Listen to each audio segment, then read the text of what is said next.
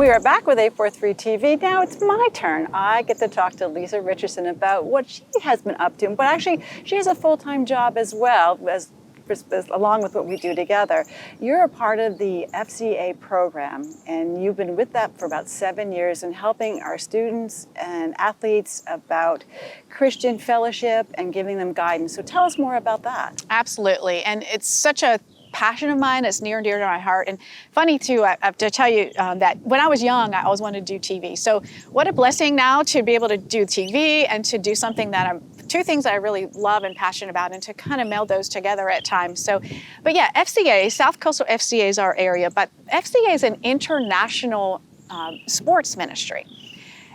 Back in 1965, one man had a vision. He said, if athletes can endorse products, why can't they speak up for their faith and endorse their faith? So with that vision and that perseverance, in just 6 decades, FCA is now an international organization, has 2,000 staff members in 100 and some plus countries.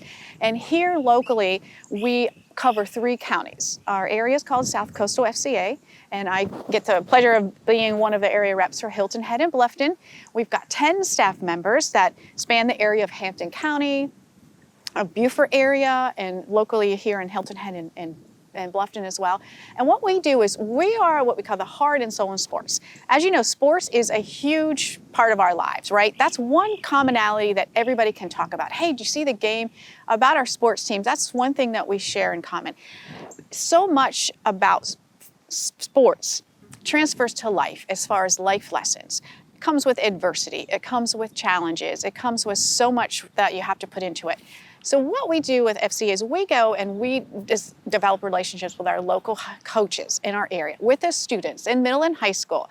And we come alongside them and we try to teach and train and get them to lead from a perspective of character, integrity, those important traits that unfortunately kind of go by the wayside sometimes today in our culture and certainly in sports. So we work with the athletes and the students in our local community in a variety of ways. Well, that's really interesting. And we can, I'm a believer in supporting the community and helping the kids. We have to do that. In today's world, there's such a swirl going around us all the time. But, I love the idea that you help the kids. And what I wanted to ask you about COVID, because a lot of kids have been isolated, feeling upside down, yes, disconnected, and a lot of parents have been very concerned. So there's a whole new situation in the household that we've never had before. And so what kind of, with your program, what can you do to help those kids? Such a great concept, such a great important subject. And that's, so yes, so the last year we've had to, as most people have to pivot how we do things, because normally we're face-to-face in person, going to the sports events, getting in there with teams, getting in and out of the schools, but with schools closed, with things held up, we had to just figure out how to change it. Before we get together in person in schools, now that we couldn't do that, we changed to a virtual platform, just like most people have. But you know what? That just became such a blessing because the reach that you had, it was expanded. So what we were able to do is select from we train up the students to lead. It's all about peer-to-peer ministry because you and I teachers, parents can talk to the kids, but really it's their kids, their friends that influence them. Isn't that right? So if their friends can be positive influences, just think of the impact that makes. So during COVID, we switched to a virtual ministry. So we took our best student leaders that we felt had just the ability to really be bold enough too to reach out on. We have digital platforms like most others. We've got Facebook and Twitter and Instagram. So we took on a live Instagram Live, and what we did was the huddles that we have normally. That's the athletic concept for getting together, right, in your groups, and we have them huddles, and we had the students go online, and we helped organize them and direct that, of course, behind the scenes, and we let them lead. So they got on a virtual platform, and now they were able to reach people all over the place, not just here, but well beyond. Well, I'd like to ask you a little about personal stories. So can you share with us some of the kids and the problems that they're going through and what you're hearing from them and what we can do to help them? Yes, great question. So many examples to share, and definitely in front of COVID, the students, especially the seniors, sports came to a halt.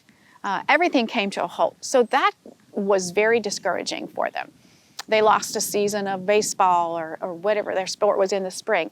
And so being inside, a lot of them are going through a lot of mixed emotions, not a lot of hope, a lot of discouragement, and some can lead to depression. So what we're able to do is speak to them from God's Word. That's where Christian ministry, so God's Word is what we use.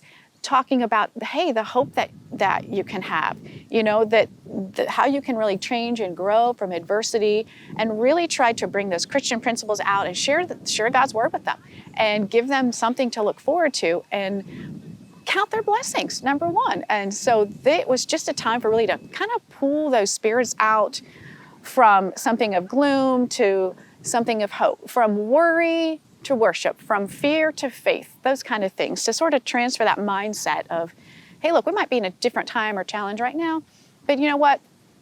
God's got this, or there's hope there for you. So not to fear, don't have that fear. So many people were bogged down with the anxieties and concern of what's next. So that's where we really focused with during the COVID time, and just a lot of those one-on-one and a lot of those small group environments in that case. That's really interesting. And anytime you can help a student, somebody, a family, it's all about family. If one's not well, the family is going to have an impact. So true. Yes. So that's really important. So now that we've lifted the COVID, what's next? Are you staying virtual? Are you going back into the classrooms? Are you being personal? Good question. A lot of what we learned in the virtual world can stay, because there was a lot of bonuses to that. But this school year was a lot of changing as it went. Some schools opened up at the beginning of the year and we could go in, and some took a little bit longer.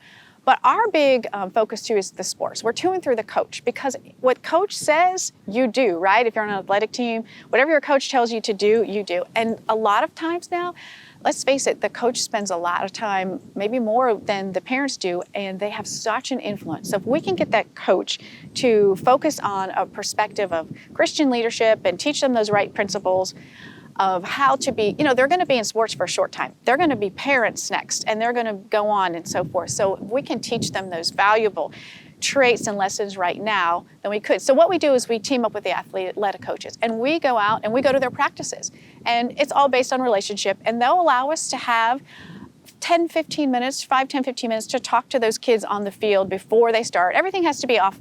It's non-instructional time. That's how you can do that in the public school system, just so it's not school time, before or after. Right. And the coach will let us take 10 minutes with those kids, and hey, today we're going to talk about how to overcome challenges. Today we're going to talk about the condition of your heart, those kind of things that are going to get them beyond the sports field, that they're going to be able to take those lessons from there into their lives as they get jobs, as again they begin, grow up as their parents. And so we'll work right one-on-one with the coaches, with the athletics. So yes, we've been able to get back into school, thankfully, many months ago, and start our huddles back, and we do those in the morning with the students. We do them after school with the athletics, and just whenever we can get a chance. We'll do small group with coaches in the morning too, and we'll do a book study on, hey, how do I deal with this tough culture that we're in? How do I gear students to not just be focused on wins and losses, but the heart of the athlete? It's coaching the heart of the athlete, student, and coach. Lisa, I love your passion. I'm learning something new about Lisa as we're sitting here together. We see each other for what we do, but I can feel it from your heart. I feel the passion in you, and like we talked about, it's helping kids cope, and that's the biggest thing. And that's my biggest worry right now too, for all the things that are going on in our world. Yes. So if somebody's interested in knowing more about the program, how do they reach you? How do they go about that? Of course, we have a website, www.southcoastalfca.org. We are on Facebook, Twitter, and Instagram. They can email me, LisaRichardson@fca.org, and I can help them through. We're always looking for adult volunteers that have a heart and passion to help the youth, for sure. So we need volunteers. Of course, we are a totally nonprofit, and everything that we do for the kids, we give everything, provide them free. We bring chicken biscuits from Chick-fil-A to the schools. We give them resources. We give them devotionals. And all of that is funded by the generosity of our local community. So, of course, funding is good. We send kids to camp coming up this summer. So camp scholarships are ways that you can help out. So all those things are ways. So fca.org or southcoastalfca.org. Perfect. I'm going to end with that. Well, thank you, Lisa. And we'll be together again soon. Yes, can't wait to get back on the set, that's for sure. And I want to thank you for joining us. This is 843 TV, where communities come to speak.